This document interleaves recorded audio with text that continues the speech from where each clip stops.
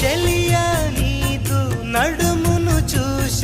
అరే రే బ్రహ్మెంత పిసనారి తలపై కెత్త కళ్ళు తిరిగిపోయే ఆహా కడే చమకారి మెరుపును తెచ్చి కుంచగా మలచి రవివర్మ గీసిన వదనమట నూరడుగుల శిల ఆరడుగులుగా శిల్పులు చెక్కిన రూపమట